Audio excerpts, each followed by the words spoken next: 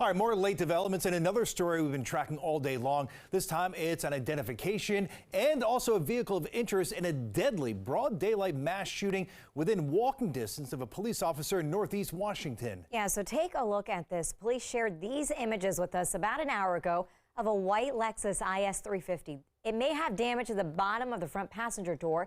This all unfolded outside Stewart Funeral Home on Benning Road shortly after a funeral for another homicide victim. Police believe the victims were targeted.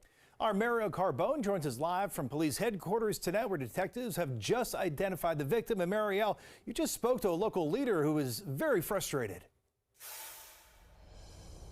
Yeah, he says all of this is unacceptable, especially because of that location outside a funeral. Now, we do know tonight that 2 women and 2 men were shot outside that funeral, and 29-year-old Terrell Caldwell was identified as the person who was killed. Now, at this point, we don't know exactly the full extent of how the shooting was connected to the person whose funeral it was, but police do say that he was the victim of a homicide in Southeast D.C. last month, where he was shot to death.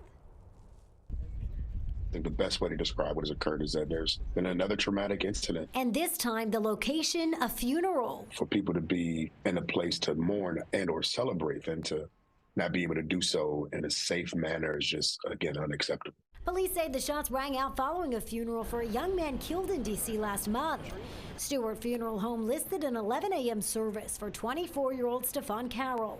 Police shared Carroll's photo in this homicide victim flyer last month, offering a reward for any information that led to an arrest in his March 24th murder. It's unfortunate that someone would be so brazen to do such an act, let alone at a funeral. I mean, how low can you be of a human being to target other people at a funeral? Police Chief Robert CONTEE says there were police stationed outside the funeral, a request by the family. But that didn't stop the shooter or shooters. My goal is to make sure that we're doing everything that we can to track the person or persons responsible down. Well, right now, because of the pandemic and economic issues, it's kind of the norm now. James Ward lives nearby the funeral home and says what happened is unsettling.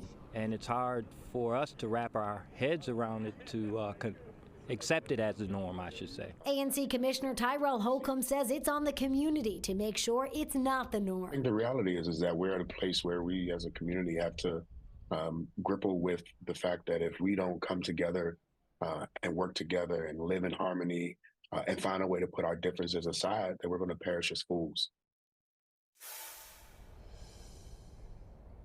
And so you saw the vehicle, the suspect vehicle in this case. Police are asking if you know anything about the vehicle, the driver, or possible shooter or shooters in this case to contact police. And there still is that $25,000 reward available for any information that leads to an arrest in Carroll's homicide. Tasmin and Chris, talking to the ANC commissioner there, he does say that he's not familiar with Carroll himself, but that a lot of people in the community did know him and that he's most well known for his music. Reporting live from police headquarters, I'm Mariel Carbone, DC News Now.